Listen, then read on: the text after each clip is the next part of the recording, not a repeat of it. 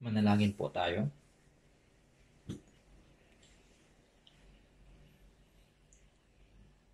Mahabagin naming Amang Diyos na sa amin ay nagmamahal. Nagpapasalamat kami sa inyo sa pagdidigtas sa amin sa pamamagitan ng inyong mahalagang dugo at sa paggabay sa amin sa pamamagitan ng inyong mga salita at ng Espiritu Santo upang kami ay mamuhay na masunurin para sa kalooban at kaluwalhatian ng Diyos sa natitirang bahagi ng aming buhay. Sa oras na ito, kaming mga tinubos ng mahalagang dugo ng Panginoon ay nagpapasalamat na kami ay inyong tinipon upang purihin ang inyong dakilang biyaya at pag-ibig, mag-aral ng salita, at makisama sa banal na pagtitipon.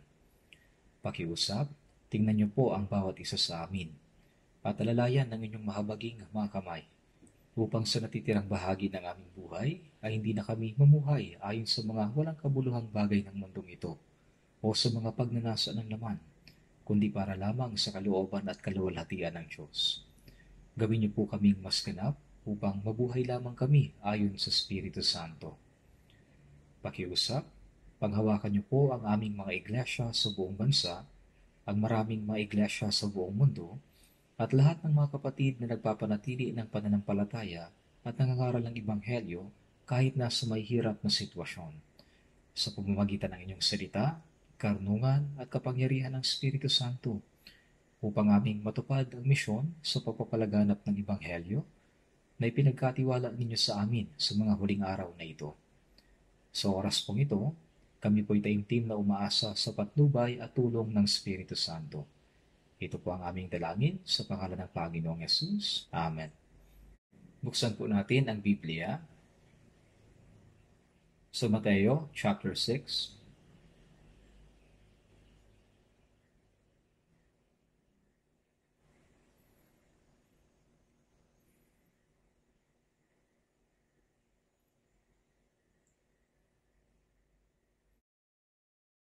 Mateo chapter 6, verse 33 at 34.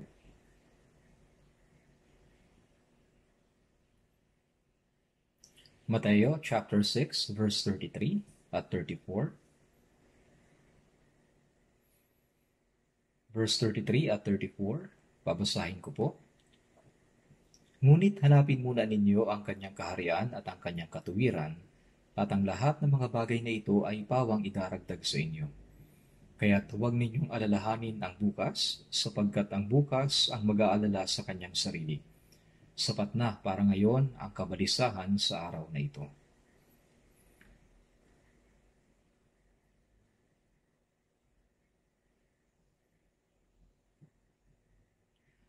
Napagpasihan ko po ang pamagat ng sermon, ang mga prioridad ng buhay ng Kristiyano, batay sa mga salitang ito. Ang mga Kristiyano na nakaunawa sa pag-ibig at biyaya ng Diyos, silang naligtas at tumanggap ng buhay na walang hanggan,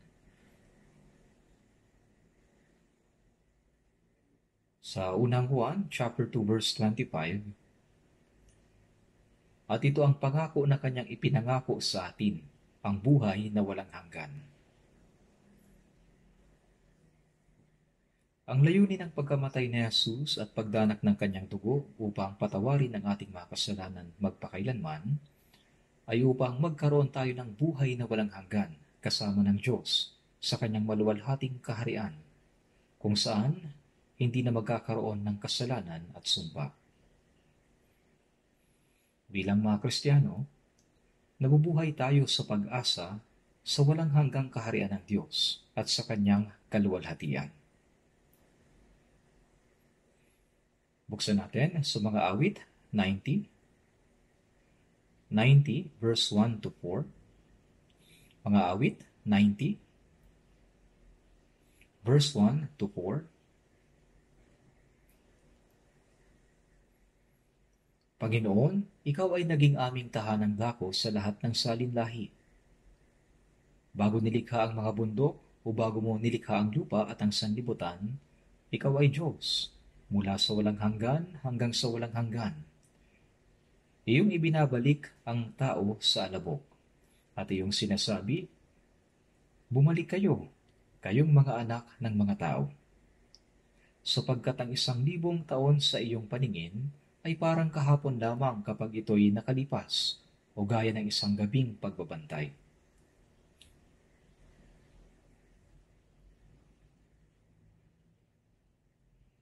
Ang salitang ito ay isinulat ni Moises, isang lingkod ng Diyos, na nagsasabi, "Ikaw ay naging aming tahanang dako sa lahat ng salinlahi." Nilikha ng Diyos ang mga tao ayon sa kanyang sariling larawan, upang tayo ay makapanirahan kasama niya magpakailanman. Ang buhay natin sa mundong ito ay inilalarawan na gaya ng sa manlalakbay, na pansamantalang bumibisita at dumaraan. Katulad ng manlalakbay na nagpapalipas ng gabi sa isang mahirap na bukid, gaya ng inawit ng ating choir. Nasusulat sa mga awit, sapagkat ang 1,000 taon sa iyong paningin ay parang kahapon lamang kapag ito'y nakalipas, o gaya ng isang gabing pagbabantay. Para sa Diyos, ang 1,000 taon ay parang kahapon lamang kapag ito'y nakalipas, o gaya ng isang gabing pagbabantay. Sa walang hanggang kaharian ng Diyos, ang ilang dekada ng buhay natin sa mundong ito ay parang wala lang, na ang 1,000 taon ay parang kahapon lamang. Kung iisipin natin ang pamumuhay sa kaharian ng Diyos, kasama ang Diyos magpakailanpaman, ang buhay natin sa mundong ito, masasabing kasing liit lamang ng butil ng buhangin sa dalampasigan. Kung iisipin natin yung buhay sa kaharian ng Diyos, kasama ang Diyos magpakailanman. Sa verse 5, sila'y nakatulog, kinaumagahan ay parang damo na tumutubo. Sinasabi ng talatang ito na ang ating buhay ay gaya ng isang maiksing pagtulog. Kung paano ang damo ay mabilis na tumutubo, ngunit pagkaraan ng ilang sandali ay pinuputol at sinusunog, ang ating buhay sa mundong ito napakaikli at walang kabuluhan. Ang mga ligtas na Kristiyano ay hindi nabubuhay para sa kayamanan, karangalan, kapangyarihan, at makamundong kasiyahan na tulad ng mga tao sa sanlibutan. Sa halip, nabubuhay tayo na ang ating mga mata ay nakatingin sa walang hanggang kaharian ng Diyos at sa kanyang kaluwalhatian. Hindi tayo nabubuhay na tulad ng mga tao sa sanlibutan. Sa Santiago chapter 4 verse 14, ano ba ang inyong buhay? Kayo ay isang singaw na sa sandaling panahon ay lumilitaw at pagkatapos ay naglalaho. Ang buhay natin sa mundong ito ay parang isang singaw na lumilitaw at naglalaho. Kahit mukhang makapal ang hamog, mabilis itong inililipad ng hangin. Ang singaw ay isang ilusyon na hindi kayang hawakan. Gayon ang lahat ng bagay sa sanlibutan. Bilang mga Kristiyano, hindi tayo nabubuhay para sa gayong mga bagay. Dahil sa mga ligtas na Kristiyano ay tumanggap ng buhay na walang hanggan at mayroong pag-asang makapasok sa langit, namumuhay tayo ayon sa kalooban ng Diyos, patungo sa kaharian ng Diyos at sa maluwalhating pag-asa nito. Kaya nga, ang layunin ng ating buhay ay iba sa layunin ng mga makamundong tao. Ano ba ang gusto ng mga tao sa mundong ito? Gusto nilang kumita ng malaki at yumaman. May mga taong gustong maging makapangyarihan, katulad ng mga politiko. Ang iba naman ay gustong sumikat at makilala at tumanggap ng papuri mula sa iba. Mayroon silang maraming iba't ibang ninanais. Noong bata pa ako, pag tinatanong kami, ano ang gusto niyong gawin paglaki niyo? Sinasabi ng lahat, gusto kong maging presidente. Kahit na isa lang ang pwedeng maging presidente. Yun dati ang gusto ko. Ang ibang estudyante, ano ang gusto mong maging paglaki mo? Sinasabi nila, gusto kong maging soccer player at ipakita ang natatagi kong talento sa mundo. Pag-isipan ninyo ito. Sa tingin ko, presidente ang pinakamahirap na posisyon sa mga araw na ito. Hindi ba sa tingin nyo? Napakaswerte ko na hindi ako naging presidente. At wala akong balak na maging presidente kahit na pakiusapan pa ako. Ito ay walang kabuluhan. Hindi ko alam kung bakit nais nilang pumasok sa ganyang kabalisahan.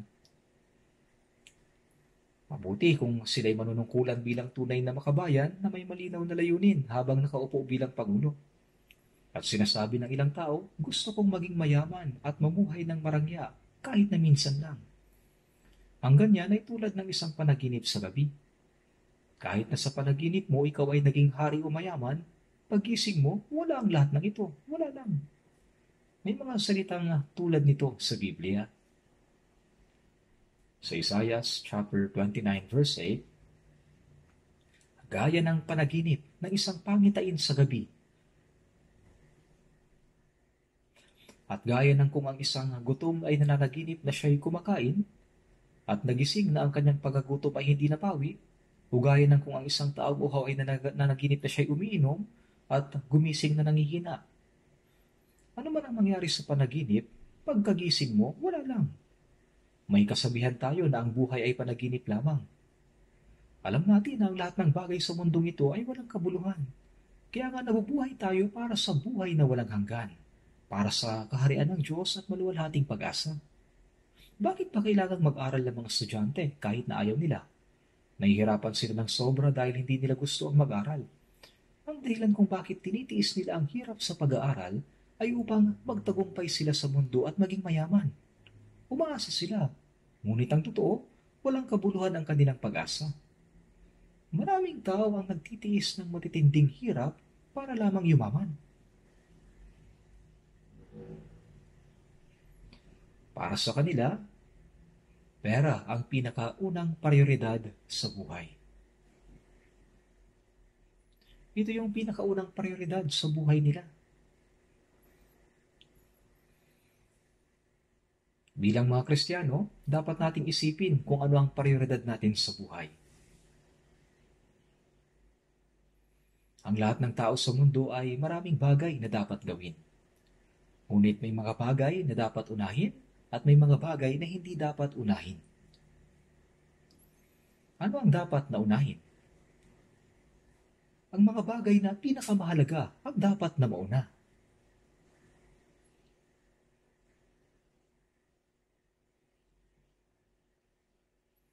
Maraming dapat gawin. Ngunit ang pinakamahalaga ay, halimbawa, kung mayroon kang malubhang sakit, ang dapat mong unahin ay magamot ang sakit. Ang unang prioridad ay ang paggamot sa sakit. Tama ba? Kung babaliwalain mo ang paggamot sa sakit dahil busy ka sa mga bagay na gusto mong gawin, maaari kang mamatay. Ano ang silbi ng tagumpay sa negosyo kung malapit ka nang mamatay? Maraming tao ang binabawian ng buhay dahil naging mas abala sila sa ibang bagay. Marami silang iba't ibang negosyo at plano. Ngunit ano ang silbi nito kung sila ay mamamatay?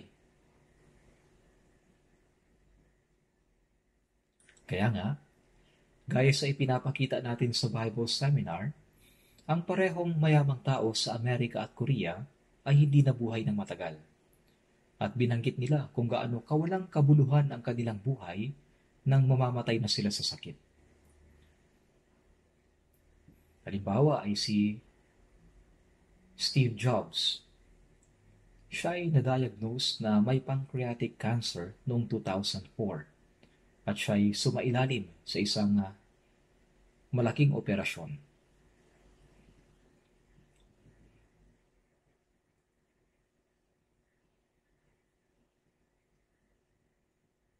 Noong nagbigay siya ng mensahe sa Stanford University, sinabi niya, Kung iisipin mong malapit ka nang mamatay, makakatulong ito sa iyo na lutasin mo ang mahalagang problema. Kapag ang kamatayan ay malapit na, maunawaan mo na mayroong mga bagay na mas mahalaga kaysa kumita ng pera. At nang siya ay nasa ICU na, sinabi niya, "Ako ay nabuhay bilang isang hangal. Kumita ako ng pera at pinupuri ng mga tao sa mundo. Ngunit ako'y nabigo." Nang panahong iyon, itinuturing siyang isa sa mga pinakamatagumpay na tao. Ngunit sinabi niya, "Nabuhay ako na gaya ng isang hangal." Nakalimutan niya ang pinakamahalagang bagay. Hindi ko alam kung naunawaan niya kung ano ang pinakamahalagang bagay na ito bago siya namatay. Dahil hindi ito nabanggit. Sa Mateo chapter 16 verse 26, sapagkat ano ang mapapakinabang ng tao kung makamtan niya ang buong sanlibutan, ngunit mawawala naman ang kanyang buhay? O ano ang ibibigay ng tao na katumbas ng kanyang buhay? Ang buhay na ito, na tumatagal lamang ng ilang dekada, at ang buhay na binanggit na Jesus ay ang buhay ng kaluluwa. Sapagkat ano ang mapapakinabang ng tao kung makamtan niya ang buong sanlibutan, ngunit mawawala naman ang kanyang buhay? O ano ang ibibigay ng tao na katumbas ng kanyang buhay? Hindi ito tumutukoy sa pisikal na buhay na dapat mabuhay ng ilang dekada. Sinasabi ng iba, mamamatay naman sa isang paraan o iba pa, kaya mamumuhay ako sa paraang gusto ko. Dati ay may napanood akong pelikula tungkol sa sugal. Naglalaro sila ng revolver. Ang revolver ay isang baril na umiikot ang lalagyan ng bala. Ngunit isang bala lang ang kanilang inilalagay. Pagkatapos ay pinapaikot nila ang lalagyan ng bala. Kaya hindi nila alam kung nasaan ang bala. Pagkatapos ay itututok nila ang baril sa kanilang noo at kakalabitin ang gatilyo. Kung mamalasin sila, sila ay mamamatay. Ngunit kung mabubuhay sila, mananalo sila ng maraming pera at matatapos ang laro. Ibinubuwis nila ang kanilang buhay para sa pera.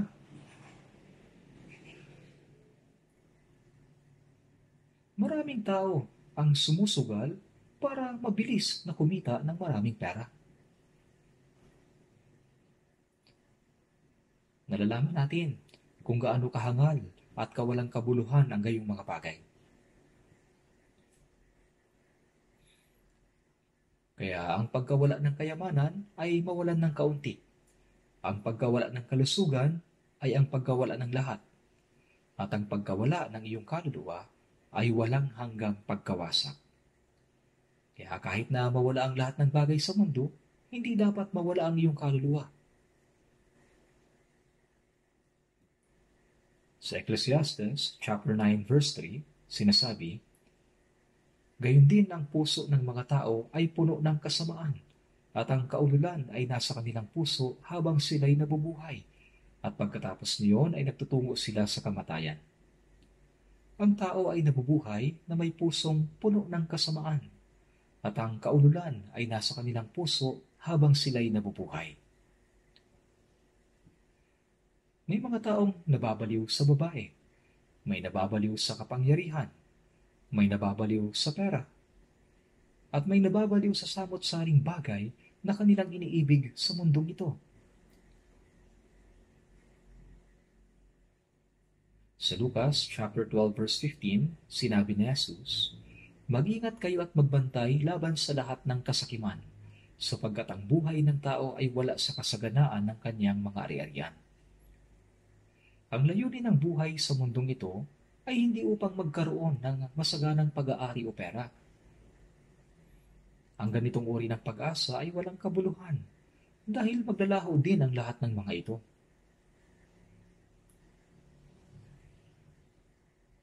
Sa Lucas chapter 12 verse 19 to 20, sinabi ng isang mayamang tao, "Kaluluwa, marami ka ng pag-aaring nakaimbak para sa maraming taon. Magpahinga ka, kumain ka, uminom ka, magsaya ka.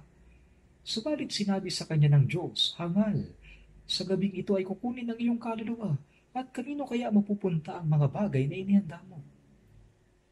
Nag-imbak siya ng maraming kayamanan at ari-arian sa loob ng maraming taon. At sinabi niya, magpahinga ka, kumain ka, uminom ka, magsaya ka. Subalit sinabi sa kanya ng Diyos, hangal, sa gabing ito ay kukunin ng iyong kaluluwa. At kanino kaya mapupunta ang mga bagay na inihanda mo? Kahit na nag-ipon siya ng kaalaman, karangalan, kapangyarihan, o pera, ito ba ay mapapasa kanya? Gayon nga nagtitipon ng kayamanan para sa kanyang sarili, subalit hindi mayaman sa Diyos. Ang mga taong hindi mayaman sa Diyos, sila'y hangal, sapagkat wala silang anumang bagay pagtayo nila sa harap ng Diyos. Sa Job chapter 19 verse 26, pagkatapos na masira ng ganito ang aking balat, gayon may makikita ko ang Diyos sa aking laman. Ang katawan ay babalik sa alabok, gaya ng sinasabi sa Ecclesiastes 12:7. Ang alabok ay bumalik sa lupa na gaya ng una, at ang spirito ay bumalik sa Diyos na nagbigay nito. Ang ating katawan ay mula sa alabok at babalik sa alabok, at ang ating spirito ay babalik sa Diyos na nagbigay nito. Kapag sinabi ng mga tao na siya'y sumakabilang buhay na, saan siya napunta? Ang katawan ay bumalik sa alabok, at ang spirito ay bumalik sa Diyos. Ngunit, ang ibang spirito ay hindi bumabalik sa Diyos, kundi nahuhulog sa impyerno.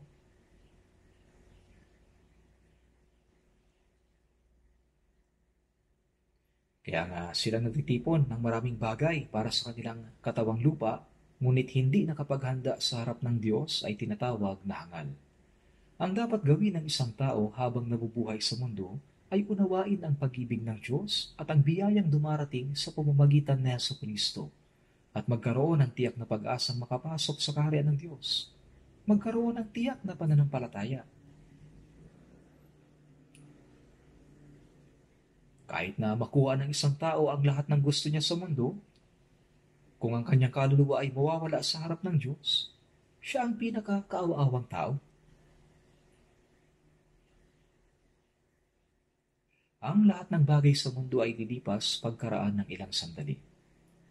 Bilang mga Kristiyano, hindi natin dapat ilagay ang ating pag-asa sa mundo. Hindi tayo dapat mabuhay para dito. Ano ba ang mga prioridad mo sa buhay? Bilang mga Kristiyano, ibang-iba tayo mula sa mga tao ng mundo. Ang mga tao sa mundong ito ay hindi alam kung saan sila nagmula, kung bakit sila nabubuhay, at kung saan sila patungo. Subalit nalalaman natin ito, hindi ba? Ang tao ay mayroong spirito na nilikha ayon sa larawan ng Diyos. At kahit na tayo ay nagkasala, mahal ng Diyos ang ating spirito. At ibinigay niya ang kanyang tanging anak sa krus bilang pantubos upang iligtas ang ating mga kaluluwa. Sa pamamagitan ng kanyang dugo ay tinitiyak ang walang hanggang katubusan. Tayo mga ligtas na Kristiyano ay nakaunawa sa biyayang ito at sa pag-ibig ng Diyos. Mayroon tayong pag-asa sa langit at buhay na walang hanggan. Kaya iba na ngayon ang ating pinahalagahan. Iba na ang ating gusto. Iba na ang layunin natin sa buhay. Dapat na iba na. Kahit na makuha ng mga tao sa mundo ang lahat ng gusto nila, kung mawawala naman ang kanilang kaluluwa, alam niyo ba ang tawag sa ganoong mga tao? Sila'y hangal. Kilala niyo ba si Judas Iscariote? Siya ay tinawag bilang isa sa 12 alagad ni Jesus. Siya ay sumunod kay Jesus sa loob ng 3.5 taon. Nakinig sa kanyang mga salita at nakita ang mga himalang ginawa ni Jesus. Nang pakainin ni Jesus ng tinapay ang 5,000 mga tao, si Judas kumain din noon. Nakita din ni Judas si Lazaro na 4 na araw ng patay na nabuhay. Iniisip niya na si Jesus ay magiging hari. Subalit sa halip na maging hari, si Jesus ay nahatulan ng kamatayan sa krus. Alam ni Judas na si Jesus ay huhulihin at ipapako sa krus. Mayroon siyang ibang layunin sa pagsunod kay Jesus upang magkaroon ng pera. Kaya ipinagkanulo niya si Jesus. Gusto niyang makakuha ng isang uri ng kabayaran sa pagsunod kay Jesus sa loob ng 3.5 taon. Kaya nga nangako siya na ipagkakanulo si Jesus sa mga Hudyo kapalit ng 30 pirasong pila. Dahil alam niya kung nasaan si Jesus tuwing gabi. Pinagtaksilan niya si Jesus para sa 30 pirasong pila. Sa Biblia, John 13:11, nalalaman niya kung sino ang magkakanulo sa kanya. Maraming beses na sinabi ni Jesus, isa sa inyo ay magkakanulo sa akin.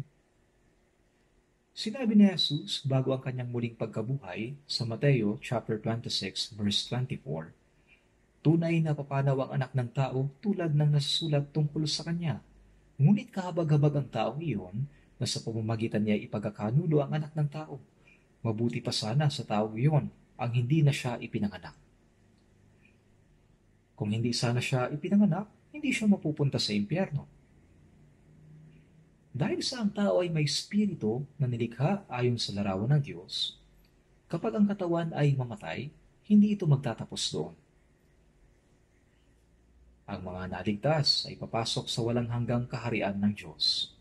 At ang mga hindi naligtas ay mapupunta sa walang hanggang apoy na inihanda para sa Diablo at sa kanyang mga anghel.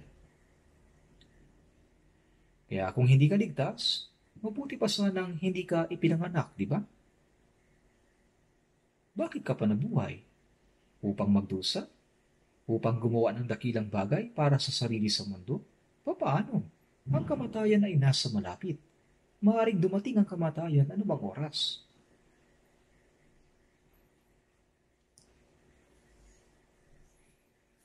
Kaya, mas mabuti pang ipinanganak na lang bilang isang hayop. Dahil ang hayop ay walang spirito. Ang mga hayop ay ibinigay ng Diyos sa mga tao. Sila ay pinapatay upang kainin o ginagamit. Tanging tao lamang ang nilikha ayon sa larawan ng Diyos, na lumikha at namamahala sa lahat ng bagay sa sansinukob. Kaya sa sansinukob na hindi natin alam kung may katapusan o wala, ang tanging lugar kung saan maaaring manirahan ng mga tao ay dito sa planetang mundo. Sa mga araw na ito, ang mga siyentipiko ay nagsasalita ng mga bagay na walang kabuluhan, gaya ng, pwede bang tumira ang mga tao sa buwan? Pwede bang lumipat ang mga tao sa Mars? Sa awit 115 verse 16, ang mga langit ay mga langit ng Panginoon, ngunit ang lupa ay kanyang ibinigay sa mga anak ng tao.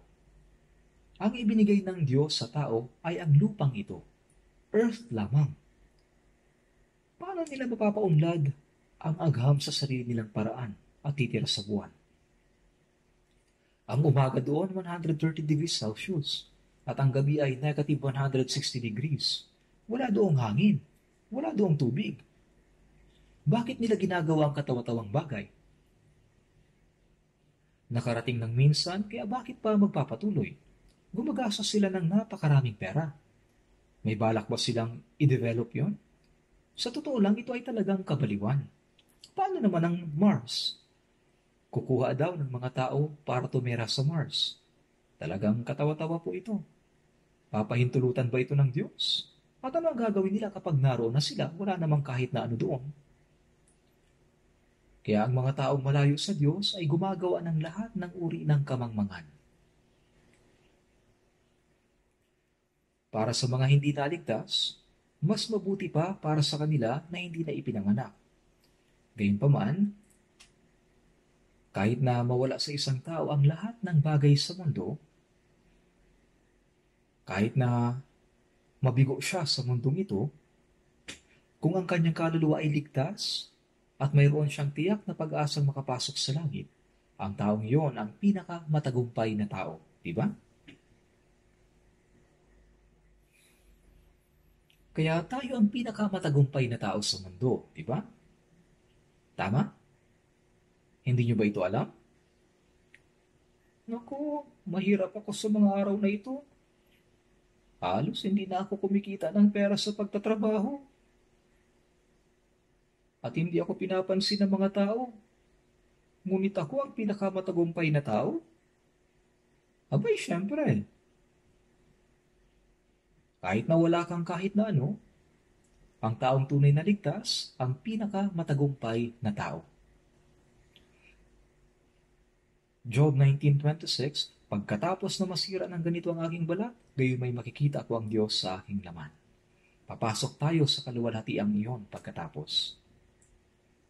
Kung titingnan natin sa Habakkuk chapter 3 verse 17 to 18, mayroong kagiliw-giliw na salita. Tingnan natin. Habakkuk. Habakuk, hindi hubakuk o sabaw ng kalabasa sa Korean.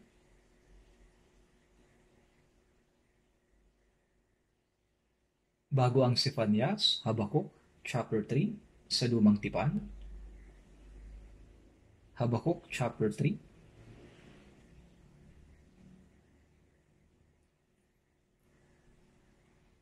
Tingnan natin sa verse 17.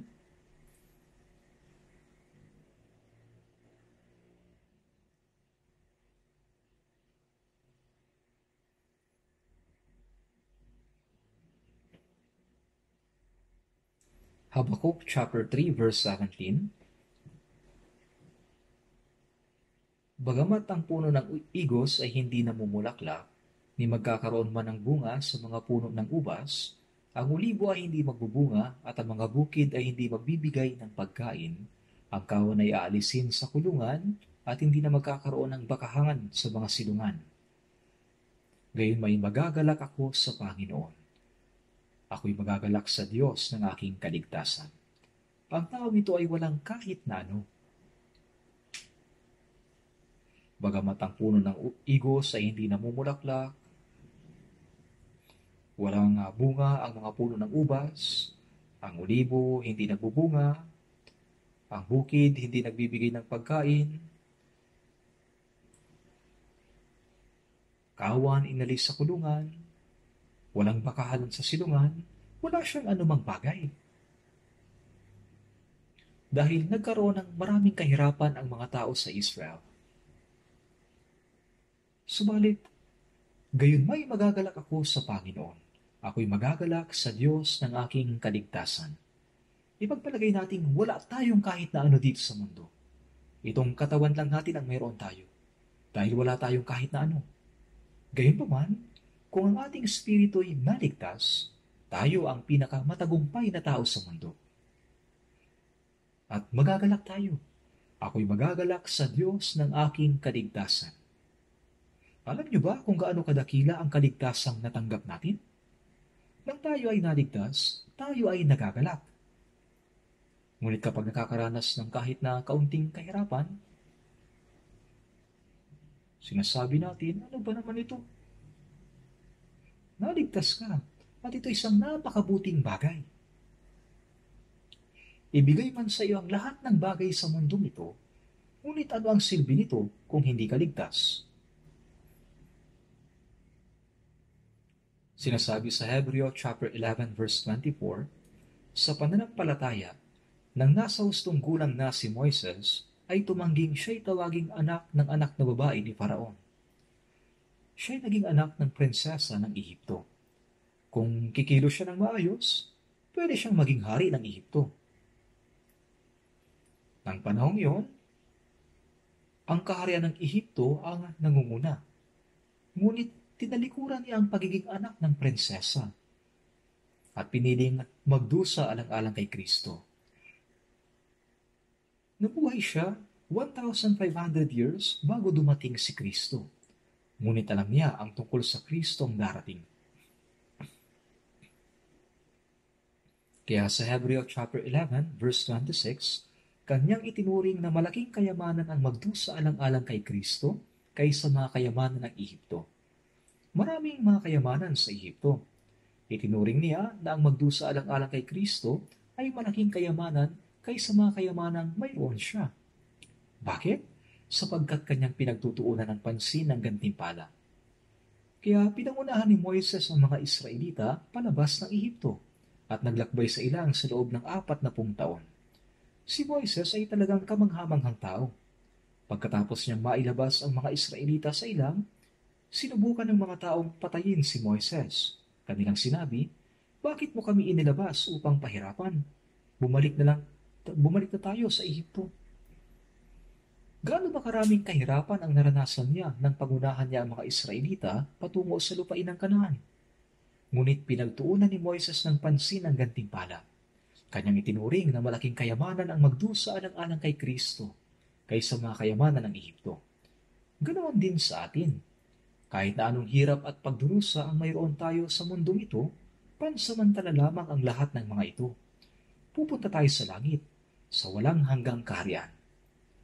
Hindi natin lubos maisip kung gaano kaganda ang kaluwalhatian ng langit. Gaano man kaganda ang mga bagay sa mundong ito, kahit na 10,000 ay wala sila sa kalingkingan ng langit. Totoo ito. Ito ay isang bagay na hindi maipapaliwanag ng anumang bagay sa mundong ito.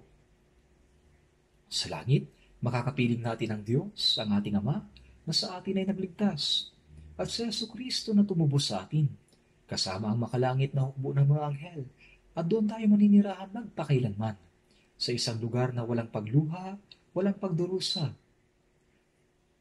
Sa ating makalupa at tuhikal na pag-iisip, imposibleng ganap na mailarawan ang langit. Kaya naman kahit si Apostol Pablo ay nagpahayag ng kanyang pananabik na makapiling ang Panginoon. Kaya sa Filipos chapter 1, sinabi niya, ang aking nais ay umalis at pakasama si Kristo sapagkat ito'y higit na mabuti. Ang ganitong mga salita ay paulit-ulit na binanggit kung titingnan mo sa Filipos chapter 1. Ilang beses niya itong sinabi. Kapag naunawaan natin ito, ang panandaliang pagdurusa na ating nararanasan sa mundong ito ay ipinaliwanag sa Roma chapter 8 verse 17 to 18. Itinuturing ko na ang pagtitiis sa panahong kasalukuyan ay hindi karapat-dapat maihambing sa kaluwalhatiang mahayag sa atin. Sinasabi nito na ang mga kapighatian at pagdurusa na ating nararanasan sa kasalukuyang panahon ay hindi kailanman maihambing sa walang hanggang kaluwalhatiang darating. Gayon din sa 2 Korinto chapter 4 verse 17, inihahanda tayo nitong magaan at panandaliang kapigatian para sa walang hanggan at di masukat na kaluwalhatian. Sa mundong ito, nagtitiis tayo ng mga pagdurusa, subalit ito'y panandalian lamang. Nang panahong isinusulat ang Biblia, gaano karaming pagdurusa ba ang tiniis ng mga apostol? At gaano karaming mga Kristiyano ang pinatay dahil sa pananampalataya? Halimbawa, sa Roma, pinagbintangan ang mga mananampalataya na nakikibahagi sa Lord's Supper na sila daw ay mga kanibal o kumakain ng tao. Kasi sinabi ni Jesus tungkol sa tinapay, kumuha kayo, kainin ninyo, ito ang aking katawan, at sa alak, ito ang aking dugo ng tipan, na nabubuhos dahil sa marami sa ikapagpapatawad ng mga kasalanan. At sa John 6:54, ang kumakain ng aking laman at uminom ng aking dugo ay may buhay na walang hanggan. Kaya yung mga taong nakikibahagi sa Lord's Supper ay pinagbintangan. Yung mga taong yan, kanibal. Gaano ba karaming mga Kristiyano ang pinatay dahil sa gayong pagbibintang? Sa Roma, bawat emperador ay walang awang pumatay sa mga Kristiyano. Sila'y inihagi sa mga leon, ipinako sa krus. Ang kanilang mga katawan ay binuhusan ng langis at sinunog upang magsilbing sulo sa gabi. Nang bumisita ako sa Roma, pumunta ako sa mga catacombs. Ang mga catacombs ay tila hinukay upang itayo ang lungsod ng Roma. At napakaraming mga lagusan doon. Kaya may nagsabi na mayroon daw isang turistang Hapon na naligaw doon at namatay. Sinasabing noong ang mga sundalong Romano ay pumasok sa mga lagusang pinagtataguan ng mga Kristiyano, naligaw din sila at hindi naanap ang daan palabas.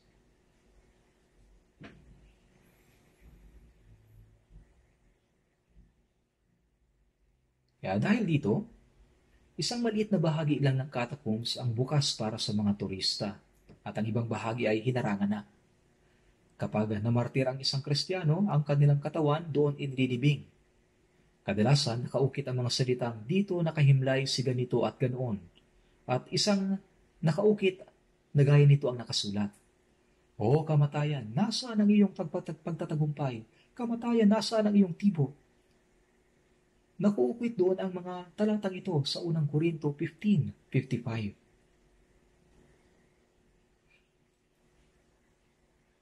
Gaano ba karaming Kristiyano ang pinatay sa Roma dahil sa kanilang pananampalataya? Pero kahit na kamatayan, hindi nila kinatakutan. Kaya tayong mga Kristiyano ay nabubuhay sa mundong ito upang suklian ang biyaya at pag-ibig ng Diyos na sa atin ay nagligtas, upang maglingkod sa Diyos. Ang layunin ng ating buhay ay hindi na kung paano kumain ng maayos o mamuhay ng maayos, ngunit isang buhay ng paglilingkod sa Diyos upang suklian ang kanyang biyaya na sa atin ay nagligtas. Ang paglingkuran sa Jesucristo na siya nagbigay sa atin ng buhay na walang hanggan at pag-asa. Ito ang layunin ng buhay Kristiyano. Bilang mga Kristiyano,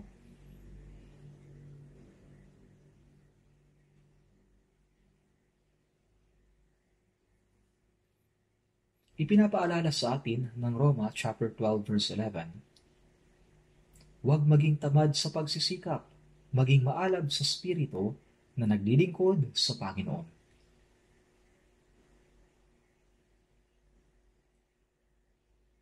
Naglilingkod sa Panginoon. Ang pangangaral ng Ebanghelyo, paglilingkod sa iglesia, paglaan ng buhay sa Panginoon, kahit na ang pag-iibigan sa isa't isa ng mga mananampalataya, ang lahat ng mga ito ay paglilingkod sa Panginoon. Sa Mateo chapter 25 verse 40, katotohanang sinasabi ko sa inyo, yamang ginawa ninyo ito sa isa sa pinakamaliit sa mga kapatid kong ito, ay sa akin ninyo ginawa.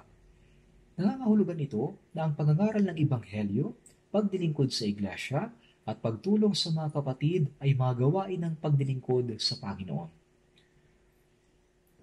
Tulad nito, pinapaalala sa atin sa Colossus chapter 3 verse 23 at 24 na anuman ang inyong ginagawa ay inyong gawin ng buong puso na gaya ng sa Panginoon at hindi sa mga tao. Paglingkuran ninyo ang Panginoong Hesukristo. Maging sa pamilya, sa trabaho, o sa iglesia, lahat ng ating ginagawa ay dapat maging paraan ng paglilingkod sa Panginoon. Ngunit, paano tayo makapaglilingkod sa isang hindi nakikitang Diyos? Sa unang Juan chapter 4 verse 20, kung sinasabi ng sino man, iniibig ko ang Diyos at napupuot sa kanyang kapatid, siya'y sinungaling. Sapagkat ang hindi umiibig sa kanyang kapatid na kanyang nakikita ay hindi maaaring umibig sa Diyos na hindi niya nakita. Binibigyang diin na yamang ginawa ninyo ito sa isa sa pinakamaliliit sa mga kapatid kong ito, sa akin ninyo ginawa. Ang buhay Kristiyano ay dapat buong buhay na pagdilingkod sa Panginoon. Para sa mga naligtas, ang pagdilingkod sa Panginoon ang layunin ng ating buhay. Sa unang Pedro chapter 1 verse 3 at 4, purihin ang Diyos at Ama ng ating Panginoong Hesukristo. Sa pamamagitan ng kanyang malaking kahabagan ay muli tayong ipinanganak sa isang buhay na pag-asa sa pamamagitan ng muling pagkabuhay ni Hesukristo mula sa mga patay, tungo sa isang manang hindi nasisira, walang dungis at hindi kumukupas na inilaan sa langit para sa inyo. Sa pamamagitan ng kanyang kamatayan at pagdanak ng kanyang dugo, pinatawad ni Jesus ang ating mga kasalanan. At sa pamamagitan ng kanyang muling pagkabuhay, binigyan niya tayo ng bagong buhay. Kaya tayo ipinanganak na muli sa pamamagitan ng kamatayan at muling pagkabuhay ni Jesus. Gaya sa Juan, ipinanganak ng tubig at ng Espiritu. Gayun din sa unang Pedro 1:23, ipinanganak na muli sa pamamagitan ng salita. Dahil ipinahayag ng salita na tinubos na tayo ni Jesus sa pamamagitan ng kanyang kamatayan at muling pagkabuhay.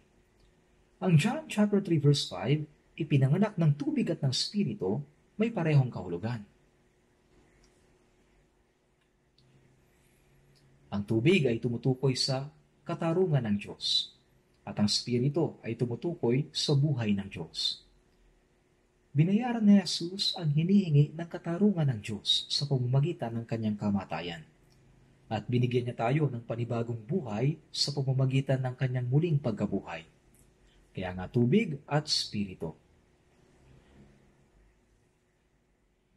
At dahil tinutulungan tayo ng Espiritu Santo na makaunawa sa pamamagitan ng salita, kaya ipinanganak na muli sa pamamagitan ng salita. Ito ay magkakaparehong bagay.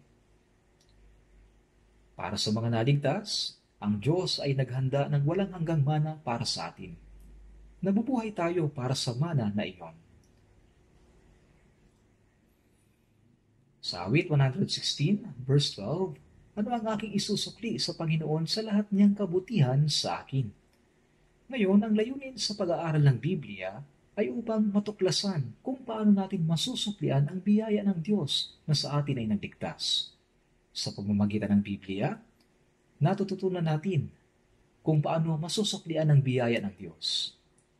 Natututunan natin kung paano maglingkod sa Panginoon, mamuhay ng masunurin at mangaral ng Ebanghelyo. Ang lahat ng ito'y paraan upang suklian ang biyaya ng Diyos. Sa awit 118:17, hindi ako mamamatay kundi mabubuhay at ang mga gawa ng Panginoon ay isasalaysay. Sa awit 66:16, kayo magsiparito at inyong dinggin, kayong lahat na natatakot sa Diyos, at ipahayag ko kung ano ang kanyang ginawa para sa aking kaluluwa. Sa Mateo chapter 22, verse 37, ibigin mo ang Panginoon mong Diyos ng buong puso mo, at ng buong kaluluwa mo, at ng buong pag-iisip mo. Ito ang dakila at unang utos. Sinabi rito na dapat mong ibigin ang Panginoon mong Diyos ng buong puso mo, buong kaluluwa mo, at buong pag-iisip mo. Bakit? Sapagkat minahal tayo ng Diyos ng buong puso, buong kaluluwa, at buong lakas. Kaya't natural lang sa Diyos na hingin ang gayon din sa atin. May mga tao na sa kabila ng pagtanggap ng malaking biyaya o pagkakaroon ng malaking utang ay hindi man lang nag-iisip na magbayad. At namumuhay sila sa paraang gusto nila. Nangungutang sila ng malaki at hindi nagsisikap na makabayad. At ginagawa lang nila kung ano ang gusto nila. Talagang baluktot ang kanilang budhi. Tayo tumanggap ng napakalaking biyaya. Upang maipangaral sa atin ang Ebanghelyo, maraming tao ang namartir at namatay. Tayo ay mayroong pagkakautang sa kanila. Kaya sinabi ni Apostol Pablo sa Roma chapter 1, ako'y may pananagutan sa mga Griego at sa mga barbaro, sa marurunong at gayon din sa mga mangmang. Ang taong tumanggap ng biyaya, ngunit hindi nag-iisip na suklian ito, na nabubuhay lamang para sa kanyang sarili, ay tulad sa isang taong baon sa utang, pero walang intensyong magbayad. Nabubuhay lamang siya para sa kanyang sariling kapakanan. Siya'y mayroong baluktot na budhi. Ang taong ligtas ay hindi ganyan. Kung mayroong ganyang tao, ibig sabihin mali ang kanyang pagkakaunawa. Kaya sa Roma chapter 14, verse 7 at 8, walang sino man sa atin ang nabubuhay sa kanyang sarili at walang sino mang namamatay sa kanyang sarili. Kung nabubuhay tayo, sa Panginoon tayo'y nabubuhay, o kung namamatay tayo, sa Panginoon tayo namamatay. Kaya't mabuhay man tayo mamatay, tayo'y sa Panginoon. Ang isang taong ligtas ay ganito dapat mamuhay, di ba? Kung tayo nabubuhay para sa ating sarili at namamatay para sa ating sarili, ito'y sumpa. Dapat kayong mabuhay upang suklian ang biyaya ng Diyos. Dapat kayong mabuhay upang bigyan ng kasiyahan ng Diyos. Kung hindi niyo ito ginagawa, at kung iniisip ninyong mamuhay para sa inyong sariling kasiyahan, sa halip na suklian ang dakilang biyayang tinanggap mula sa Diyos, kung gayon, kayo'y nabubuhay sa ganap na paglabag sa salita ng Diyos. Ngunit, ano ba ang dahilan kung bakit ang mga Kristiyano ay hindi makapaglingkod sa Diyos ng maayos? Ano ba ang dahilan?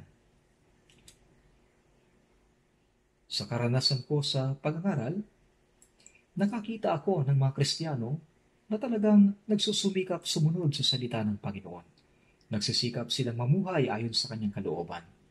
Ang gayong mga tao, tunay na mga Kristiyano. Gayon pa man, may mga nagsasabing sila daw ay ligtas, at habang mahusay silang magpatotoo tungkol sa kanilang kaligtasan, ibang-iba naman ang kanilang ikinikilos. Sinabi ni Jesus sa Lucas chapter 6 verse 46, bakit tinatawag ninyo akong Panginoon, Panginoon, ngunit hindi ninyo ginagawa ang sinasabi ko? Siya ang Panginoon ng buhay na walang hanggan sa ating puso. Ibig sabihin siya'y Panginoon at Hari. Alam na niyo ito, di ba? Ngunit kahit na tinatawag siyang Panginoon, Panginoon, ngunit hindi sila sumusunod sa kanyang mga salita at namumuhay sila ayon sa sarili nilang mga pagnanasa. Abay, mayroong mali. Kung may taong ganyan, kailangan niyang suriin ang kanyang sarili at tanungin kung siya ba'y talagang tunay na naligtas. Sa Santiago 2:18, may nagsasabi, ikaw ay mayroong pananampalataya at ako'y mayroong magawa. Ipakita mo sa akin ang iyong pananampalataya na walang magawa at ipapakita ko sa pamamagitan ng aking magawa ang aking pananampalataya. Kung paano ang katawan ng walang spirito ay patay, gayon din naman ang pananampalataya na walang magawa ay patay. Sa Apokalipsis 3:1, ikaw ay nabubuhay ngunit ikaw ay patay. Hindi tama iyon. Sa inyong lahat, ang ating pananampalataya at ang paraan ng ating pamumuhay ay dapat na konektado, tama? Kung tumanggap tayo ng buhay na walang hanggan at pag-asa, dapat tayong mamuhay gaya ng mga ligtas, gaya ng mga anak ng Diyos, gaya ng mga taong pupunta sa langit.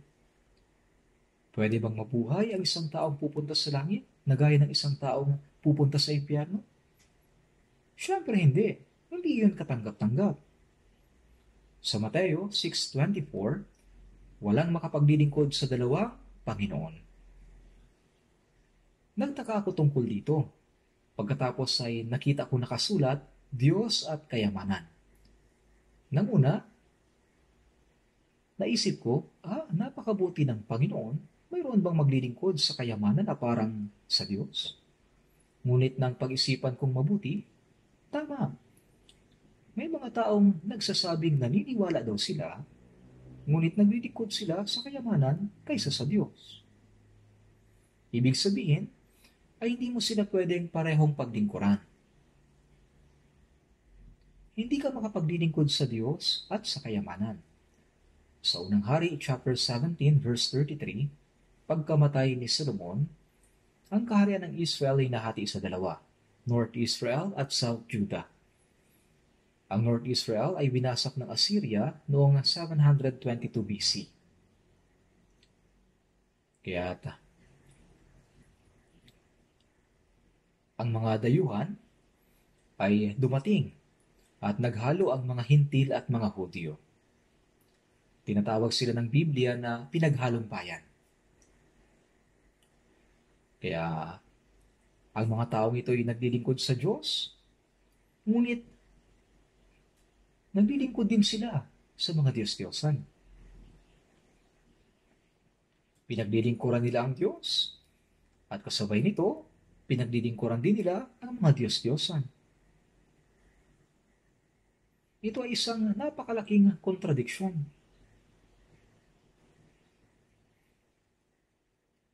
Kaya ang North Israel na nakasentro sa Samaria ay nagtayo ng sarili nilang templo sa bundok ng Gerizim na sinasabing ito ang lugar para sambahin ang Diyos. Dapat ay Diyos lang ang sinasamba nila. Ngunit sumasamba rin sila sa mga Diyos-Diyosan na dinala ng mga banyagang dayuhan. Nag-asawa din si Solomon ng maraming banyagang babae. At ang mga banyagang babae nito ay sumasamba sa kanilang mga Diyos-Diyosan. Lumuhod din si Solomon sa harap ng mga Diyos-Diyosan, sa kabila ng mga babala ng Diyos na huwag niyang gawin yon. Hindi siya nakinig. Kaya anong nangyari? Inalis ng Diyos ang kaharian. Kumuha siya ng 10 tribo at ibinigay kay Jeroboam.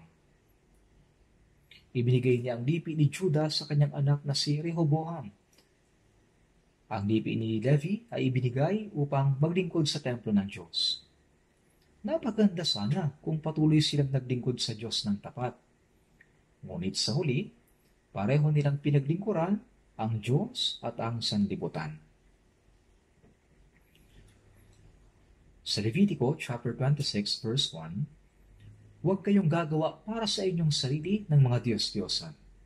Ngunit gumawa sila ng mga Diyos-Diyosan para sa kanilang sarili. Sa Ezekiel chapter 14 verse 3 to 5, Israel na may mga Diyos-Diyosan sa kanyang puso. Sa panlabas, parang sumasamba sila sa Diyos.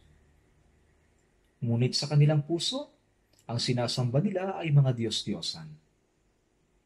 Sa Colossus chapter 3 verse 5, patayin ninyo ang anumang makalupa na nasa inyo. Pakikiapid, karumihan, masamang pita, masasamang pagnanasa, at kasakiman na ito'y pagsamba sa mga Diyos-Diyosan.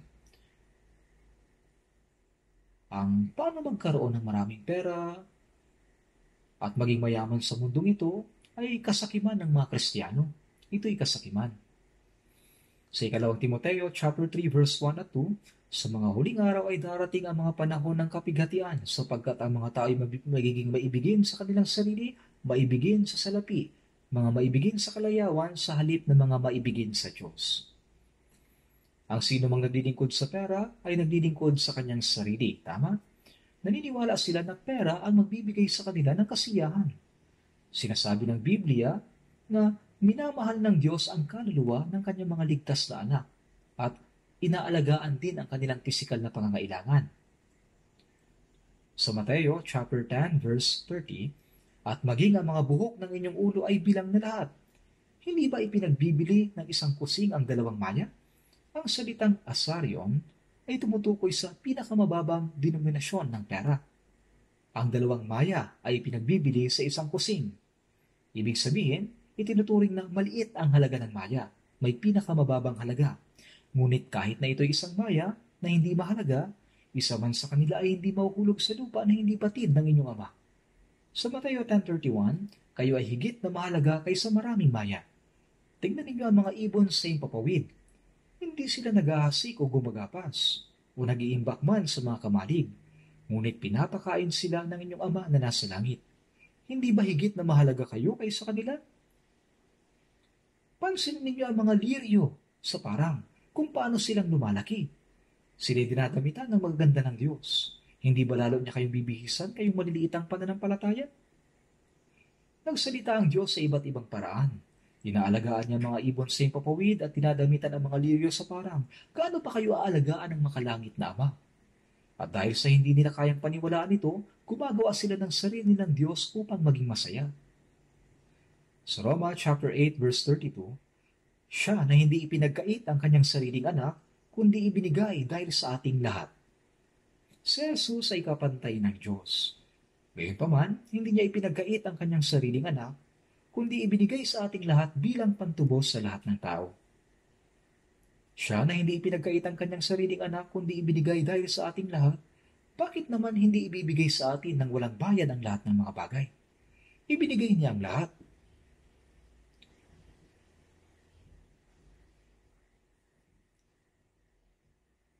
Sa Hebreo chapter 13 verse 5 to 6, umiwas kayo sa pag-ibig sa salapi, at kayo masiyahan na kung anong mayroon kayo, sapagkat sinabi niya, sa anumang paraan ay hindi kita iiwan o pababayaan man. Tutulungan talaga kita. Ngunit hindi sila naniniwala. Bagamat sila'y ligtas, ngunit iniisip nila na ang mabuhay sa mundong ito ay posible lamang sa pamamagitan ng sarili nilang paraan. Hindi ko naman sinasabi na wag na kayong gagawa ng kahit na ano. Minsan nababanggit ko na kung tayo man ay nagnenegosyo, nagtatrabaho o anuman ang ating ginagawa natin ito para sa ikaluluwalhati ng Diyos at para sa Ebanghelyo. Sa Magawa chapter 20, sinabi ni Pablo, kayo mismo ang nakakaalam na ang mga kamay na ito ay naglingkod sa aking mga pangangailangan at sa mga kasama ko. Si Apostol Pablo ay nagtrabaho upang tulungan ang mga nangangailangan at may hirap. At alalahanin ang mga salita ng Panginoong Hesus na siya mismo ang nagsabi, higit na mapalad ang magbigay kaysa tumanggap. Hindi ibig sabihin na wala tayong gagawin habang inaalagaan tayo ng Diyos. Ngunit, hanapin muna ninyo ang kanyang kaharian at ang kanyang katuwiran at ang lahat ng mga bagay na ito ay pawang idaragdag sa inyo. Ano ba ang dapat na mauna? Ano ba ang dapat na unahin? Lumalawak ang kaharian ng Diyos kapag ang Ebanghelyo ay naipapangaral at maraming tao ang naliligtas. Ito ay pagbawi sa teritoryong naiwala kay Satanas. Kapag maraming tao ang nakakarating sa kaligtasan, mas lumalawak ang teritoryo. Mayroong 300 churches sa Korea at mahigit 1,110 churches sa 82 na mga bansa. at patuloy na dumarami. Napakaraming tao ang naliligtas. Ang kaharian ng Diyos ay mas lumalawak. Mayroon din namang ibang mga tao na nangangaral ng salita sa buong mundo. Ngunit wala tayong mahanap na aktibong nangangaral ng Ebanghelyo na gaya ng sa atin. Naniniwala ako na ipinagkatiwala sa atin ng Diyos ang pangangaral ng Ebanghelyo sa buong mundo sa mga huling araw na ito. Kaya malaki ang responsibilidad natin. Ngunit ang gasto sa pangangaral ng Ebanghelyo ay napakataas. Alam niyo ba? Kapag nagpapadala tayo ng isang pamilya ng misyonero sa ibang bansa, dapat nating unang padalhan ang mga lugar na nangangailangan. Napapamahalaan natin ito ng maayos nang walang problema. Ginagawa ito ng mga brothers and sisters. Bakit?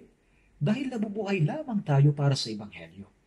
Ang pangangaral ng Ebanghelyo ay nangangailangan ng maraming tulong mula sa mga taong unang naligtas. Tama?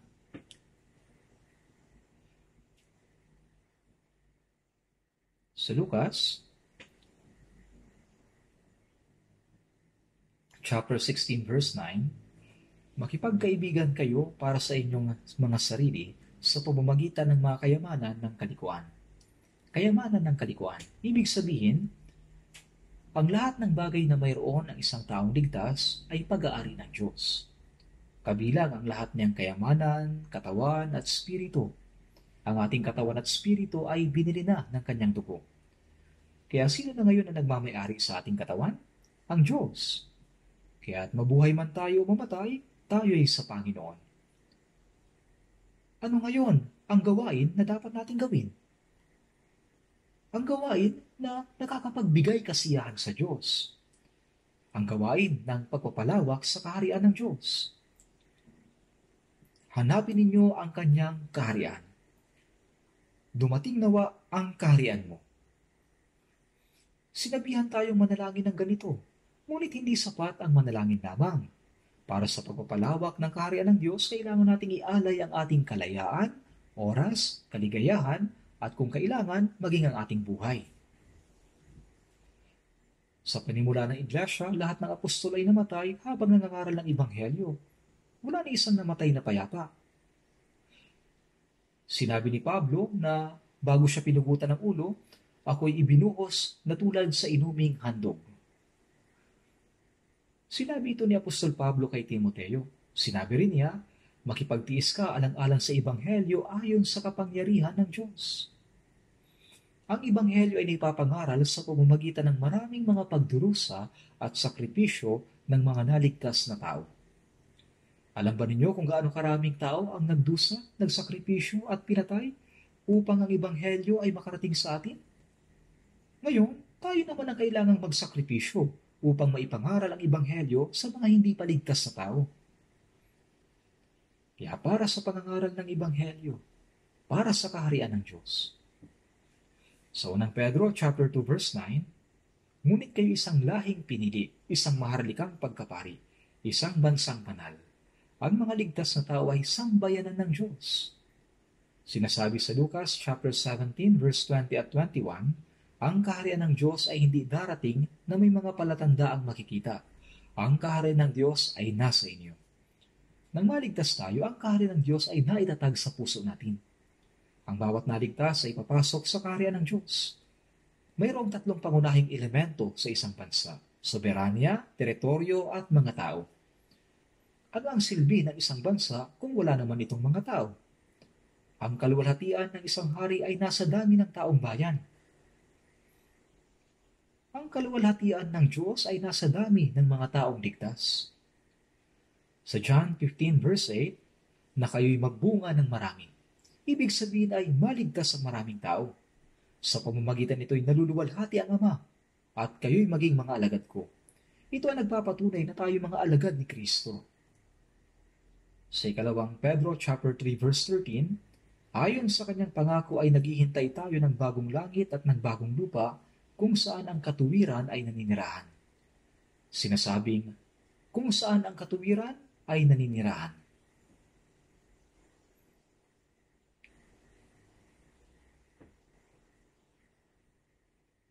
Doon sa bagong langit at bagong lupa ay wala ng kasalanan.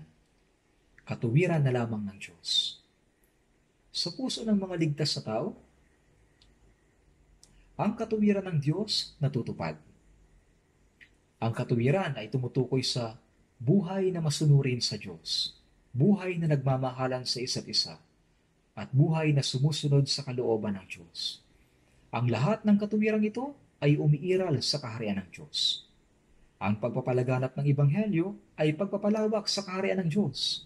At kapag ang mga taong naligtas ay sumusunod sa salita ng Diyos, iniibig ang isa't isa at namumuhay ayon sa kalooban ng Diyos, natutupad ang katuwiran ng Diyos sa kanilang mga puso. Kaya hanapin muna ninyo ang kanyang kaharian at ang kanyang katuwiran. Buhay na nag-i-evangelize, sumusunod sa salita ng Diyos at minamahal ang bawat isa. Ang mga ito lamang ang dapat na gawin natin. Hanapin muna ninyo ang kanyang kaharian at ang kanyang katuwiran at ang lahat ng mga bagay na ito ay pawang idaragdag sa inyo. Ito ang pangunahing prioridad. Sinabi ng Diyos na kung gagawin lang natin ito, ibibigay niya sa atin ang lahat ng kailangan natin bilang karagdagan. Nangako ang Diyos sa kanyang mga naligtas na anak na puprotektahan at tutulungan niya sila.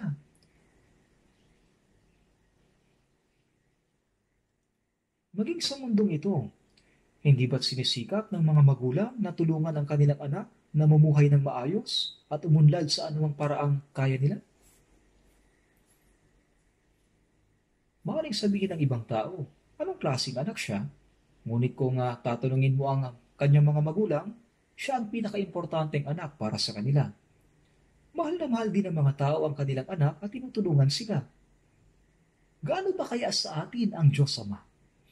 Sa tingin nyo ba'y pababayaan tayo ng Diyos? Hindi. Mula sa araw na maligtas ka hanggang sa pagpunta mo sa kaharian ng Diyos, iingatan at tutulungan ka ng Diyos. Iingatan at tutulungan ka niya. Sa Mateo chapter 10 verse 30, at maging ang mga buhok sa inyong ulo ay bilang na lahat. Walang taong literal na nagbibilang ng kanyang buhok. Sino kaya? Hindi nga natin mabilang ang mga buhok sa ating pilikmata.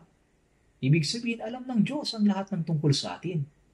Kaya huwag kayong mabalisa na magsasabing ano ang aming kakainin, o ano ang aming iinumin, o ano ang aming isusuot, sapagkat hinahanap ng mga hintil ang lahat ng mga bagay na ito at batid ng inyong Ama sa langit na kailangan ninyo ang lahat ng mga bagay na ito.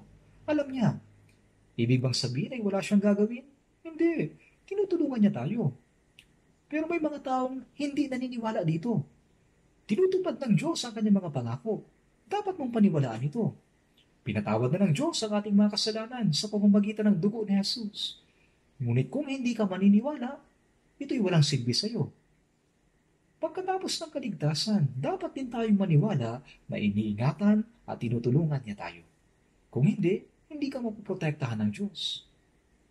Yung mga taong hindi naniniwala sa pagtulong ng Diyos, hindi ko alam kung naniniwala ba talaga sila sa kaligtasan. Nangako ang Diyos na iingatan at tutulungan niya tayo. Ngunit dahil hindi naniniwala ang mga tao, tila iniisip nila na kayamanan at hindi Diyos ang mag-iingat sa kanila. Magpapasaya at mananagot sa kanilang kinabukasan. Ito ay dahil sa hindi sila naniniwala sa pangako ng Diyos. Kaya sinasabi sa Kawikaan 18:11, ang yaman ng mayamang tao ang kanyang matibay na lungsod, at sa kanyang pag-iisip ay tulad ng pader na matayo. Ang mga hari noong unang panahon, nagtatayo sila ng matitibay na kastilyo bilang tagapag-ingat ng kanilang buhay. Di ba?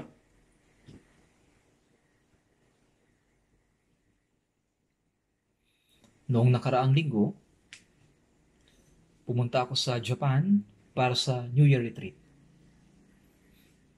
Pagkatapos ay dumalo ako sa pastor's retreat at inauguration doon. Nang pumunta ako sa Osaka, mayroong isang kastilyo doon kung saan tumira dati ang mga sinaunang pinuno. Kapag nakasara ang pintuan ng kastilyo, may kanal sa palibot upang huwag makapasok ang mga tao. Nakapalibot ito sa buong kastilyo. Ito ay parang ilog sapagkat malalim ang tubig at dinoble pa upang matiyak na hindi makakatuwid ang mga kalaban. At wala kang idea kung gaano kalaki ang pader. Ito ay upang matiyak na ang mga kaaway ay hindi makakatawid upang patayin sila. Ang yaman ng mayamang tao ang kanyang matibay na lungsod at sa kanyang pag-iisip ay tulad ng pader na matayog. Tulad ng pader na matayog. Kung gagawa ka ng matibay na pader, hindi makakatawid ang kalaban. Ang yaman ng mayamang tao ang kanyang matibay na lungsod at sa kanyang pag-iisip ay tulad ng pader na matayog.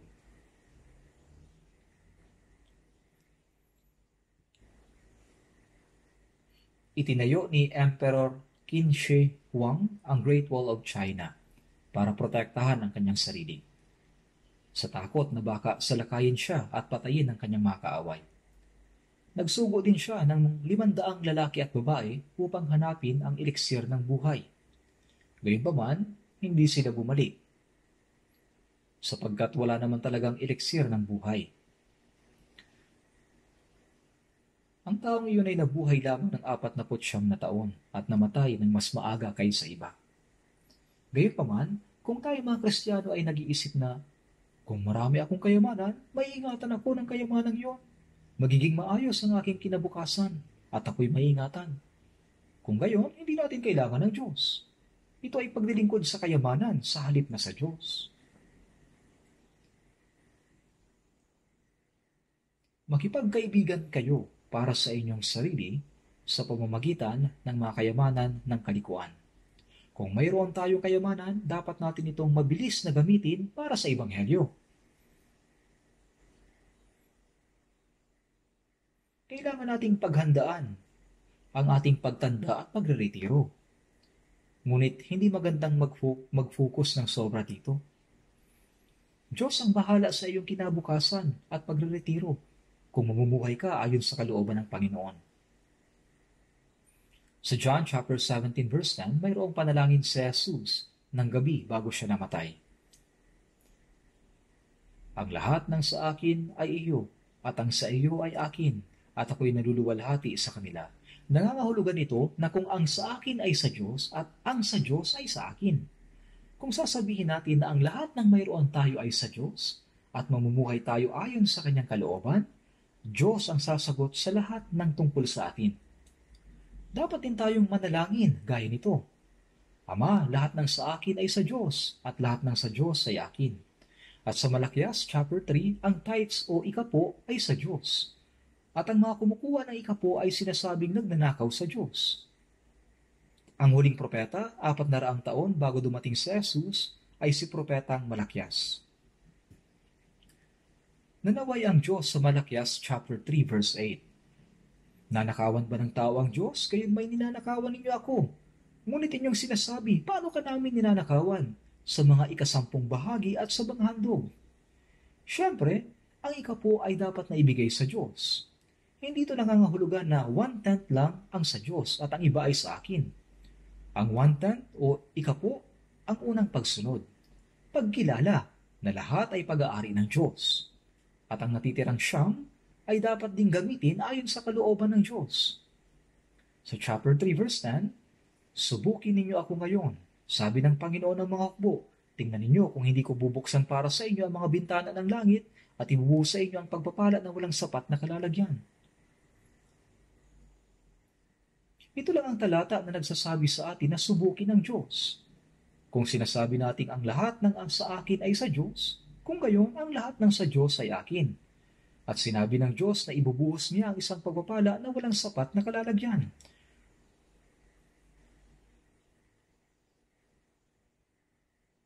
Ngunit hindi ito nangangahulugan na ang Panginoon ay magbibigay ng walang kondisyon. Kahit na ang mga magulang ay mayaman, hindi sila nagbibigay ng walang kondisyon. May isang estudyante sa elementarya ang bumili ng candy at nagbayad ng tseke na 100,000. Kaya nagulat ang may-ari ng tindahan at sinabing, "Teka, ano ito? Nagdala ka ng tseke na 100,000?" Kaya tinawagan niya ang ina ng bata upang ipaalam ito. "Ang iyong anak ay bumili gamit ang tseke na 100,000. Ayos lang ba ito?" Pagkatapos ay kumpiyansang sumagot ang nanay, "Ibig mo bang sabihin na hindi yan pwedeng gawin ng anak ko?" Abay, pag ganito, mapapaliwara ang bata. Kailangan mong bigyan ng baon ang first grader ayon sa kanyang antas, ang middle schooler ayon sa kanyang antas, at ang high school o college student ayon sa kanyang antas. Kung hindi, mapapariwara ang bata. Binibigyan tayo ng Diyos ayon sa kinakailangan natin. Hindi binibigay ng Diyos ang lahat-lahat ng minsanan. Kung minsan ay ginagawa niya tayong mahirap, mayaman, at mahirap. At tinitingnan niya kung tayo ba ay mamumuhay na nasisiyahan sa Diyos at umaasa sa Diyos. Kung minsan, ibinibigay sa atin ng Diyos ang lahat. At tinitingnan niya kung paano natin ito gagamitin. Hindi dahil hindi tayo tinutulungan ng Diyos kaya nagiging mahirap ang mga bagay. Si Apostol Pablo habang nangangaral ng Ebanghelyo ay naging hubad, nagutom, walang tulog, nanginginig, binugbog ng hindi mabilang, nabilanggo ng maraming beses, halos mamatay ng maraming beses, pinagahampas, pinalo at nabilanggo ng hindi mabilang. Sinasabi sa Filipos chapter 4 verse 12, marunong ako magpakababa at marunong din akong magpakasagana. Sa bawat bagay at sa lahat ng bagay ay natutunan ko ang lihim sa kabusugan at maging sa kagutuman, at maging sa kasaganaan, at maging sa kasalatan. Yan ang sinabi niya sa Filipos chapter 4. Minsan ay nangolekta si Pablo ng malaking halaga at dinala ito sa Jerusalem. Magugutom kaya siya kung may dala siyang malaking halaga? Ngunit ito ba ay ginamit ni Pablo ayon sa sarili niyang kagustuhan? Hindi. Marunong akong magpakababa. Minsan mahirap tayo. Minsan mayaman. Sa bawat bagay at sa lahat ng bagay ay natutunan ko. Kapag wala tayo, natututo tayong makontento sa Panginoon. At kapag mayaman tayo, ibinibigay natin sa Diyos ang lahat ng ating kayamanan. Sa katunayan, kung tayo ay mayaman, ang dapat lang nating gamitin ay ang kailangan natin para sa ating sarili at ibigay ang lahat para sa Diyos, para sa Ebanghelyo. Ganyan ang taong nakakaalam ng prioridad ng Kristiyano.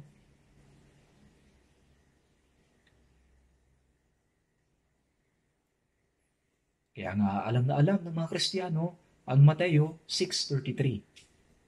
Ngunit hanapin muna ninyo ang kanyang kaharian at ang kanyang katuwiran at ang lahat ng mga bagay na ito ay pawang idaragdag sa inyo. At kung mamumuhay ka lamang para sa kaharian ng Diyos, para sa kanyang katuwiran at para sa kalooban ng Diyos, lahat ng mga bagay na ito. Ang mga bagay na kailangan para sa laman ay ibibigay ng Diyos bilang bonus. Ang Diyos ay tumutupad sa kanyang pangako. Sinabi ba yun ng Diyos upang makakuha ng pera mula sa kanyang mga anak? Ang Diyos ay hindi manggagansyo. Ito'y totoo. Nahihirapan tayo kasi hindi tayo naniniwala sa pangakong ito. Talagang naniniwala ako sa salitang ito. Kung mamumuhay tayo sa kalooban ng Panginoon, Panginoon ang bahala sa atin. Aakuin niya ang responsibilidad. Ganyan naman hanggang ngayon. Kaya sa mga awit 118 verse 17, hindi ako mamamatay kundi mabubuhay at ang magawa ng Panginoon ay isasalaysay. May layunin ang mga naligtas na mabuhay at hindi mamatay. Ito ay upang isalaysay ang magawa ng Panginoon. Ano ba ang gawa ng Diyos? Ang paglikha at pamamahala sa lahat ng bagay sa sinukob at ang pamumuno sa kasaysayan ng tao. Ngunit higit rito, ang pag-aalay ng kanyang bugtong na anak upang tubusin ang ating mga kasalanan at iligtas tayo. Ito ang pinakamabuting bagay na nagawa ng Diyos. Bagamat nilikha niya ang lahat ng bagay sa sansinukob at pinamamahalaan ng kasaysayan, hindi niya maililigtas ang ating kaluluwa sa pamamagitan lamang ng pagsasalita. Bakit? Kasi sinasabi sa Roma 6:23, ang kabayaran ng kasalanan ay kamatayan. Ang Diyos ay Diyos ng hustisya. Ang kasalanan may kaparusahan. Ito'y batas ng Diyos. Kung ipapataw sa atin ang kabayaran ng kasalanan, walang mapupunta sa langit. Ngunit upang iligtas tayo, ang pag-ibig ng Diyos ay mas malaki sa ating mga kasalanan. Hindi ito nangangahulugan na pwede tayong iligtas ng walang bayad. Dapat pagbayaran ng Diyos ang ating mga kasalanan. Iyan ang katarungan ng Diyos. Natupad ang katarungan ng Diyos nang ang walang salang si Jesus ay hinatulan ng kamatayan gaya sa pinakamakasalanang tao. Tinanas niya ang lahat ng hirap, sakit at kahihiyan at ipinako sa krus. Nagdanak ng kanyang dugo upang patawarin ang ating mga kasalanan. Siya ang nagbayad sa ating mga kasalanan. Ito isang bagay na hindi na maulit. Maging Diyos ay hindi na makakagawa ng higit pa riyan. Kaya sa Hebreo chapter 2 verse 3, sinasabi, paano nga tayo makakatakas kung ating pababayaan ang ganito kadakilang kaligtasan? Ganito kadakilang kaligtasan. Minsan, nagpunta ako sa isang nayon sa Jolak Butugdo at nagsagawa ng Bible seminar doon. At maraming miyembro ng choir at mga kabataan ang naligtas. Ngunit may isang matandang elder doon na nakapagpatayo ng ilang simbahan. Nang makausap ko siya, sabi niya, bakit masyado niyo namang pinahalagahan yung walang kwentang kaligtasan? Ano elder? Anong sabi mo? Sinabi mo bang walang kwentang kaligtasan? Ang kaligtasan ba isang maliit na bagay? Kaya sabi niya, naku, nagkamali ako at binawi niya ang kanyang sinabi. Hindi niya nagustuhan na sinasabi ng mga kabataan sa kanyang simbahan na naligtas na sila. Kaya't nasabi niya, walang kwentang kaligtasan. Kaya paano siya maliligtas? Paano nga tayo makakatakas sa hatol ng Diyos kung ating pababayaan ang ganito kadakilang kaligtasan? Tinanggap natin ang dakilang kaligtasan na ito. Dahil dakila at mahalaga ang kaligtasang tinanggap natin, dapat din nating ituring ang kaligtasan ng iba na kasing dakila nito. Dapat nating isaalang-alang ang kaligtasan ng maraming ligaw na kaluluwa sa pamamagitan ng pagturing sa pangangaral ng Ebanghelyo bilang pinakamataas na layunin ng ating buhay. Dapat ito ang maging prioridad ng ating buhay, pangunahing prioridad. At ang pamumuhay ayon sa kalooban ng Diyos ay ang pagtupad sa katuwiran. Una, ibigin natin ang Diyos ng buong puso, buong pag-iisip, buong lakas at buong buhay. At ang mga umiibig sa Diyos ay dapat ding umibig sa kanilang kapwa na gaya ng kanilang sarili. Ito ang dapat nating gawin. Humayo kayo sa buong sanlibutan at inyong ipangaral ang Ebanghelyo sa lahat ng nilikha. Dapat nating ilaan ang lahat ng ating oras, talento at kayamanan kahit na isakripisyo ang ating buhay kung kinakailangan para maipalaganap ang Ebanghelyo. Yan ang dahilan kung bakit nabubuhay tayo. Dapat maging malinaw sa iyo ang layunin mo sa buhay. Kaya ang prioridad ng buhay Kristiyano ay hindi dapat magbago. Dahil kung hindi, magkakaroon ng pagkalito sa ating buhay Kristiyano. Ano ba ang pangunahing prioridad sa ating buhay Kristiyano? May pakikipag-ugnayan ba tayo sa mundong ito? Mayroon ba tayong anumang ninanasa mula rito? Walang kwenta ang mga yan. Itapon natin ang lahat ng mga ito sa basurahan. Nasa atin ang pinakadakilang misyon sa lupa na ipinagkatiwala sa atin ng Diyos. Ang layunin ng buhay Kristiyano. Kaya sinabi ni Jesus sa Mateo 6:19, huwag kayong magtipon ng mga kayamanan para sa inyong sarili sa lupa, na dito ay naninira ang bukbuk at ang kalawang, at ang mga magnanakaw ay nakakapasok at nakakapagnakaw. Ano ba ang kayamanan? Sa talatang ito, iniisip ng mga tao sa mundo na pera ang magpapasaya sa kanila at mag-iingat sa kanila. Kaya para sa kanila, pera ang kayamanan. Para sa mga tao sa mundong ito, pera ang kayamanan para sa kanila. Ngunit sinabi ni Jesus, ang tapat sa kakaunti ay tapat din naman sa marami, at ang di tapat sa kakaunti ay di rin naman tapat sa marami. Pera ang pinakamaliit na bagay. Iniisip mo ba na malaking bagay sa iyo ang kayamanan? Itinuturing mo ba ito na parang pader? Sa tingin mo ba ay may ingatan ka nito tulad ng matibay na kastilyo? Abay, nagkakamali ka. Ikaw ay mayroong maling akala. Diyos ang nag-iingat sa atin. Sinabi ng Diyos na nagligtas sa atin, huwag kayong magtipon ng mga kayamanan para sa inyong sarili sa lupa, kundi magtipon kayo para sa inyong sarili ng mga kayamanan sa langit.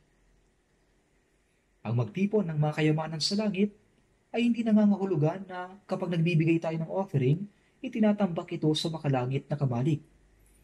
Habang ginagamit natin ang ating kayamanan, maraming kaluluwa ang nadiligtas. Karamihan sa mga bansang pinupuntahan natin upang mangaral ay may hirap na bansa at malaking halaga ang nagagastos. Sa mga araw na ito, malaking pera ang kailangan upang makapagpatayo ng mga gusali para sa isang church. Ang mga kapatid sa lugar na iyon ay hindi ito makakayanan. Kaya ano ang dapat natin gawin? Kung hihingi sila ng tulong sa Korean Church, hindi ba natin sila matutulungan? Ang Korean Church ay dapat magpatayo ng mga gusali para sa mga local churches. Magpatayo ng retreat center, bumili ng mga church car, at suportahan ang pamilya ng mga misyonero. Pero, paano may papalaganap ang ebanghelyo kung hindi gagastos ng malaking pera? Kaya nga isinasakripisyo natin ang lahat ng mayroon tayo para sa kaligtasan ng maraming kaluluwa, habang ginagamit natin ang ating pera. At ang ating kalangit na kayamanan ay hindi kayamanang nakatambak doon, kundi walang hanggang kaluwalhatian. Pagtayo natin sa harap ng Panginoon, ang tanging bagay na bibilangin ay kung paano tayo namuhay sa mundong ito pagkatapos naligtas. Sa 2 Korinto, chapter 5, verse 10,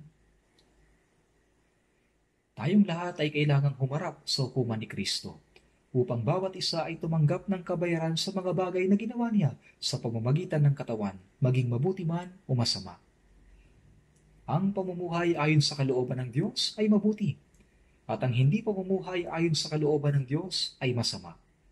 Ang pamumuhay ayon sa laman ay masama, at ang pamumuhay ayon sa Espiritu ay mabuti. Sa Biblia, ang mabuti at masama ay iba sa mabuti at masama ng mundong ito.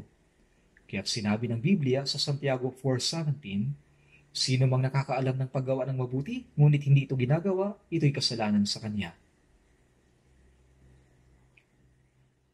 Sa Lucas 12:33, gumawa kayo para sa inyong sarili ng mga supot na hindi naluluma, ng isang kayamanan sa langit na hindi nauubos. Gumawa kayo para sa inyong sarili ng mga supot na hindi naluluma, ng isang kayamanan sa langit na hindi nauubos. Pagtayo natin sa harap ng Panginoon, alam niya kung paano tayo namuhay mula nang tayo ay naligtas. Sa Kawikaan 24:12, hindi ba niya alam ang sa mga puso'y tumitimbang? Tinitimbang ng Diyos kung siya ang ating pinahalagahan o pera. Tinitimbang niya. At siyang nagbabantay sa iyong kaluluwa ay hindi ba niya nalalaman? Bakit ba tayo nag-aaral ng Biblia? Para ba maipagmalaki ang dami ng alam natin sa Biblia? Hindi. Nag-aaral tayo upang sumunod. Mas marami kang natutunan, mas marami kang dapat sundin. Ang pagdating ng araw ng Panginoon ay napakalapit na. Sinabi ni Jesus sa Lucas chapter 16 verse 19, makipagkaibigan kayo para sa inyong sarili sa pamamagitan ng mga kayamanan ng kalikuan, upang kung ito'y maubos na, kanilang tanggapin kayo sa mga walang hanggang tahanan. Habang ang mundo'y nagdalaho at ang araw ng pagdating ng Panginoon ay lumalapit, ang halaga ng ating kayamanan mas lumiliit. Pagdating ng Panginoon, balik sa zero lahat ng kayamanan. Kaya bago dumating ang panahong iyon, kailangan nating mabilis na gamitin ang ating kayamanan para sa Ebanghelyo. At pagkatapos ay babayaran ng Diyos ang lahat ng ito sa buhay na ito at sa darating. Sa Lucas chapter 12:34, sapagkat kung nasaan naroon ang iyong kayamanan, naroon din naman ang iyong puso. Nasaan ba ang ating puso? Nasa langit ba? Kung ang puso natin ay nasa langit, kung saan naroon ang ating kayamanan, mabubuhay tayo para doon. Dapat maging malinaw sa iyo kung saan mo dapat ilagay ang iyong puso. At ang araw ng pagdating ng Panginoon ay malapit na. Pagdating ng Panginoon, dapat tayong purihin bilang isang mabuti at tapat na alipin, hindi bilang isang masama at tamad na alipin. Ang pagiging tamad ay masama, hindi yun nararapat. Lumilipas ang mga taon. Maaring dumating ang Panginoon sa taong ito. May ilang araw pang natitira, kaya maaari siyang dumating sa taong ito. Kung hindi siya darating sa taong ito, darating siya sa susunod na taon. Bakit? Napakalapit na ng araw ng pagdating ng Panginoon. Dumating man ang Panginoon ngayon, wala nang problema sa Biblia. Ang lahat ng mga propesiya natupad na. Manalangin na po tayo. Mahabagin naming Diyos Ama, salamat po sa pagdiligtas sa amin mula sa maraming tao sa mundong ito sa katapusan ng panahon. Ang aming katawan, kaluluwa at natitirang bahagi ng buhay ay sa iyo. Binili ninyo kami sa pamamagitan ng inyong mahalagang dugo. Ngayon ay akayin mo po kami na mabuhay sa pagsunod, na iniaalay ang lahat para sa kalooban at kaluwalhatian ng Diyos, at para sa misyon ng pagpapalaganap ng Ebanghelyo na ipinagkatiwala sa amin ng Diyos. Naway maisakatuparan sa pamamagitan namin ang maraming gawa ng dakilang kaligtasan, upang ito'y maging isang malaking kagalakan at kaluwalhatian sa Diyos, upang kami mamuhay lamang ayon sa kalooban ng Diyos na naniniwala sa kanyang pangako, na ibibigay niya ang lahat ng kinakailangan ng bawat namumuhay ayon sa kanyang kalooban. Lahat nawa ng gawain na nais ng Diyos na maisakatuparan sa pamamagitan namin ay maisakatuparan ayon sa kanyang kalooban. Ito po ang aming dalangin sa pangalan ng Panginoong Jesus. Amen.